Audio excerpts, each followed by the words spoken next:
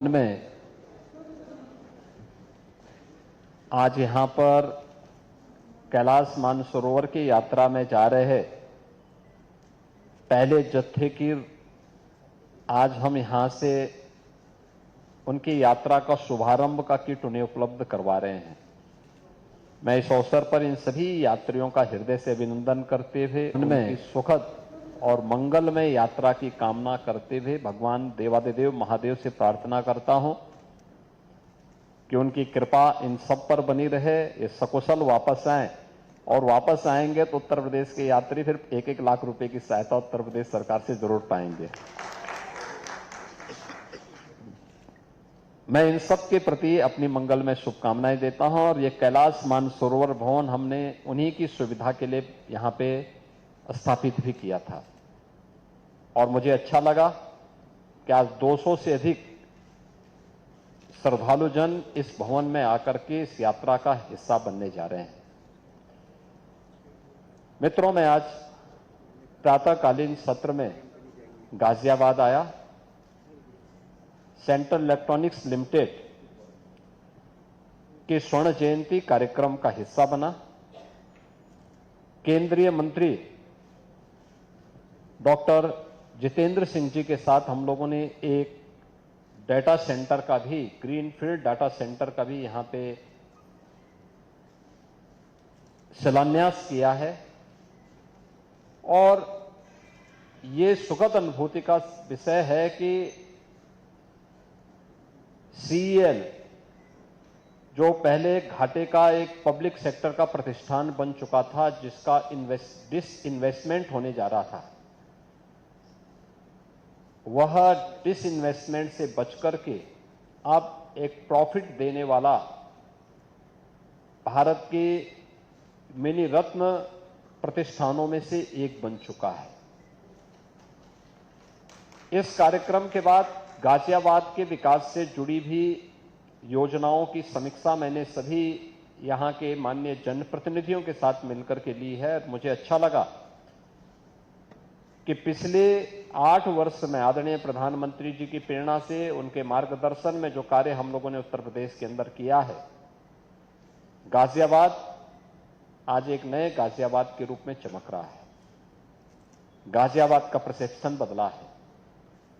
जिस गाजियाबाद के नाम पर कभी अपराध और गैंगवार की फिल्में बनती थी, आज वह गाजियाबाद विकास, स्वच्छता और सुव्यवस्था का एक मॉडल बनकर के उभर रहा है।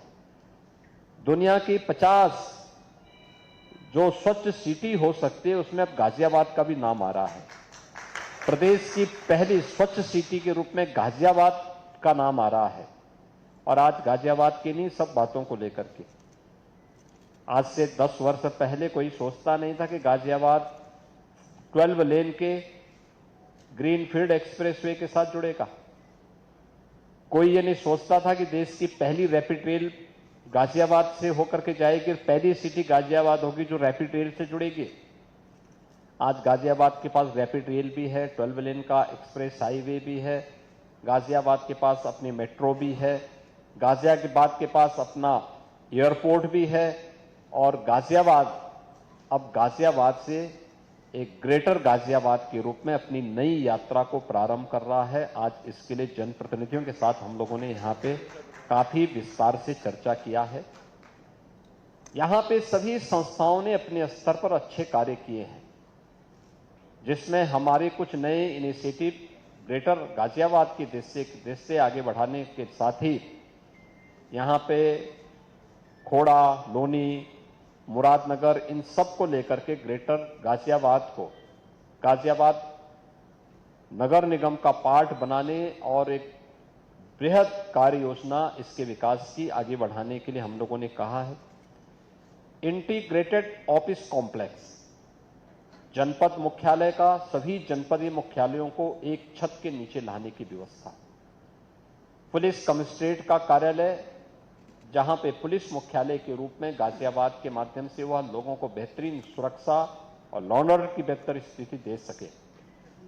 बाबा दुग्धेश्वर नाथ मंदिर के कॉरिडोर के निर्माण की कार्रवाई हो या फिर यहां के विकास और बुनियादी सुविधाओं से जुड़े हुए सभी कार्यक्रम जैसे बीसीसीआई यहाँ पे बहुत पहले स्टेडियम बनाने के लिए एक लैंड ली थी, काम नहीं आगे बढ़ पाया।